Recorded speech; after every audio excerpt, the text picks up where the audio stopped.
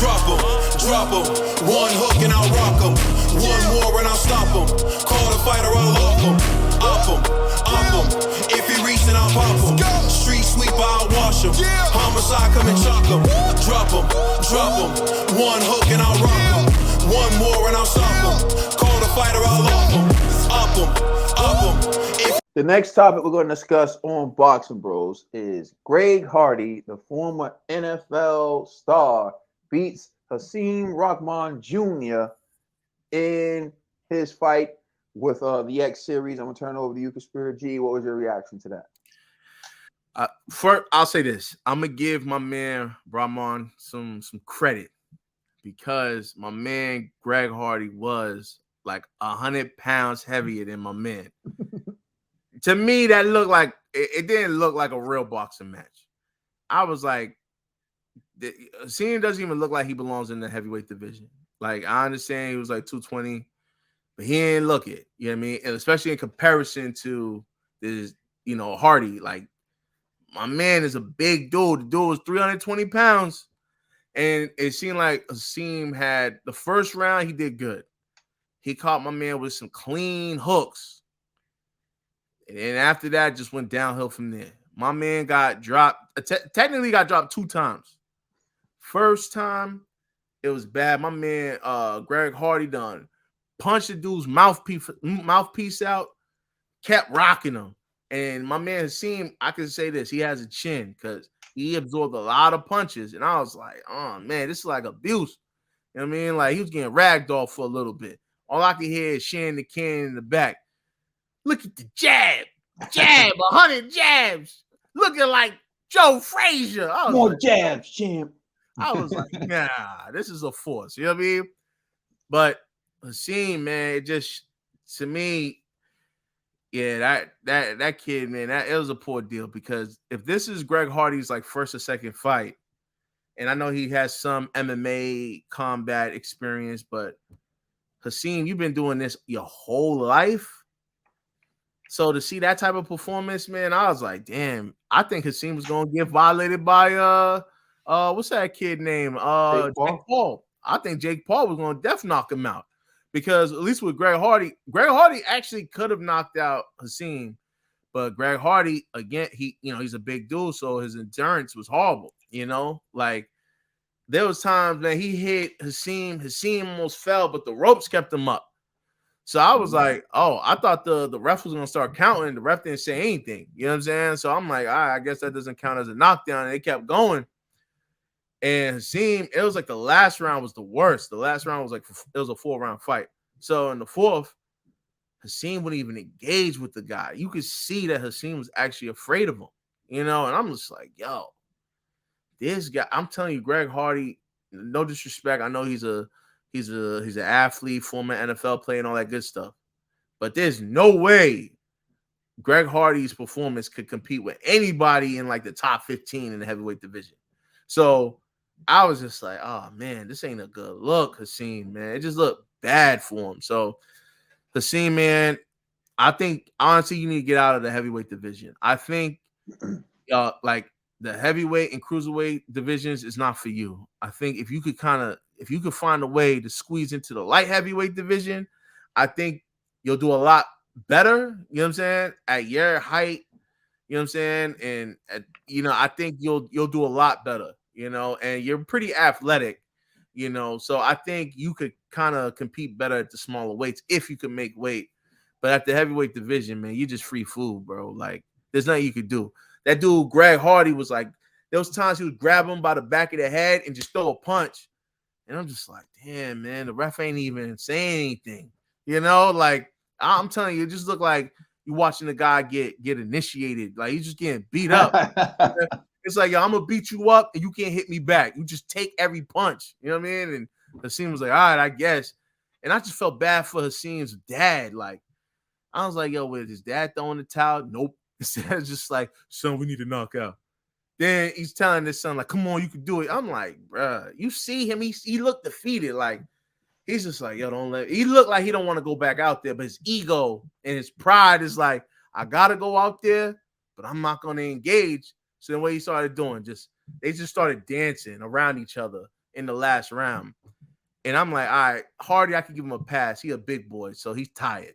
You know what I mean? Or at least that's what I thought, because at the end when they announced him as a winner, this dude's doing all kind of dance moves. So I'm like, what was all that movement in the ring? You know what I mean? But nonetheless, salute to Greg Hardy.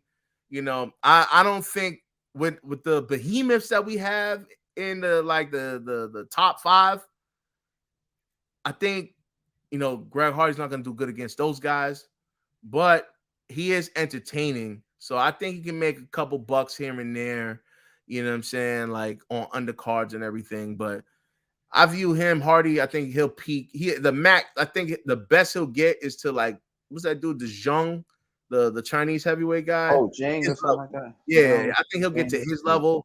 But then beyond that, yo, he can't even touch the toes of anybody in the top 10. He's gonna get murdered. But salute to him for getting a recognizable win against a legend's son. I don't know if that counts, but I guess it counts. So salute to Greg Hardy, and salute to Shane the Cannon. Salute to you, champ. I see you're a coach now. You're funny. Let's just see if you can actually get him to the next level. TBE. All right, this fight, it was 4 rounds. And from what I see, seeing Rahman, you can't hang with the big boys. Like, I'm going to be real with you.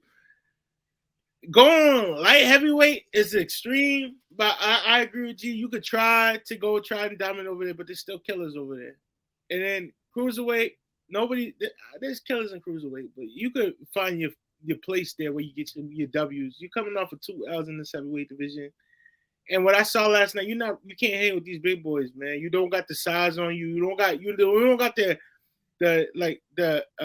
what is it? That je ne sais quoi, where you're dictating the fight. Like, all night you got ran around by a defensive lineman. Like, he was just literally beating you up. And it's just like, for 4 rounds. And I'm talking about, if you really got to establish yourself in this division, you got to go 10 to 12 rounds with these guys when you fight them. And what you showed last night, you can't even hang with the guy, with Greg Hardy. Like, but Greg Hardy, you look phenomenal. I'm not gonna lie. You look good. You showed that you showed that you want to box, and you were willing to take whatever these fighters throw at you. Phenomenal. Those are some strong words, Ned. I'm not saying he's a phenomenal guy for his stage. You know? He looks phenomenal. He's C-elite. He's C-elite. You give me? He's a C-list fighter in the heavyweight division. I'll give him that. I want to see more from Greg Hardy. Hasim, I'm gonna tell you, go to Cruiser, see what you can do there. If it doesn't work for you at Cruiser, you might as well retire, because there's killers everywhere in the boxing division. Like, it's like, if you want to step in the ring with these guys, you gotta bring more intensity, more tenacity. If I said that right, tenacity. You gotta bring all of that. You got tenacity. I wish you, Ned. I wish you, bring it out of you, But last night it just seems like you didn't want to be in the ring. You just like you kept holding up your guard, but like, it's the heavyweight division, not going to do anything, and it showed. But I wish you the best, man. I was rooting for you against. I wish that Jake Paul fight happened, because I feel like you taught him a lesson. But I don't know about all that. I don't know, man. Hopefully, boxing is the boxing spirit's in your family. So hopefully it gets past the next generation. We get the Hasim Rahman III that rocks people out this world. Hasim Rock world. Not Hasim Rock man, because y'all don't do that. But all right, that's it for me. Oh, yo, what?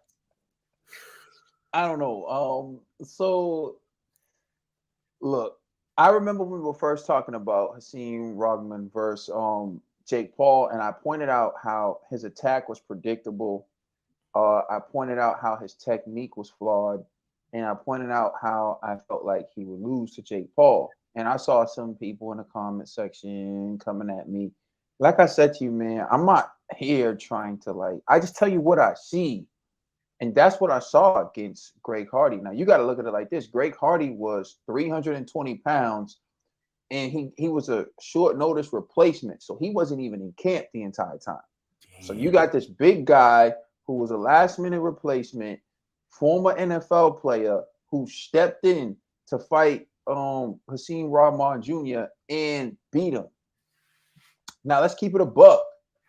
How much worse would it have been for Hasim Rahman Jr. if Greg Hardy actually had a full training camp, the training camp that he had?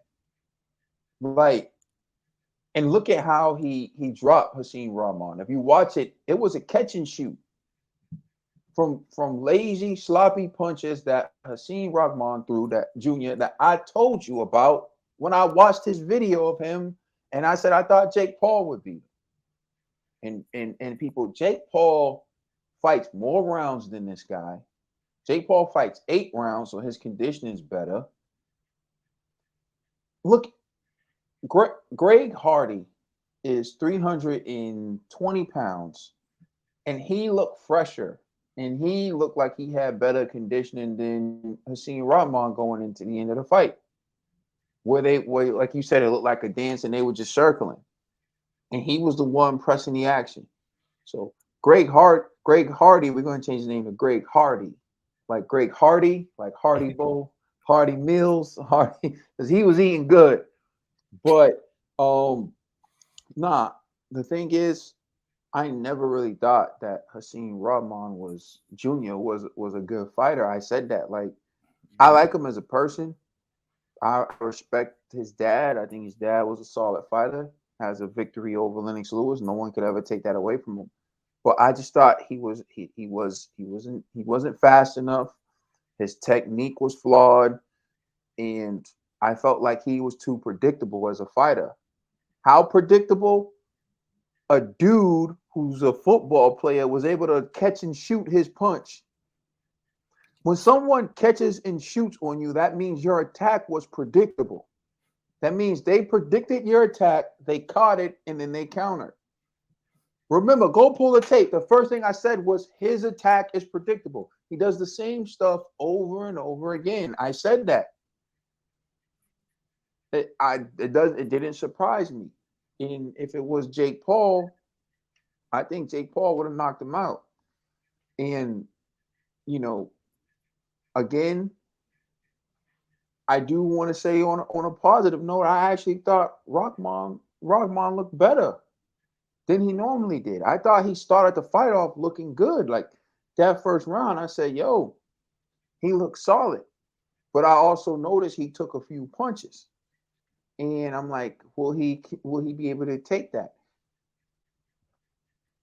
Greg Hardy is a hell of an athlete. I know he was in there. He looked big, but he was elite in his sport. Hasim Rahman Jr. is not elite in boxing.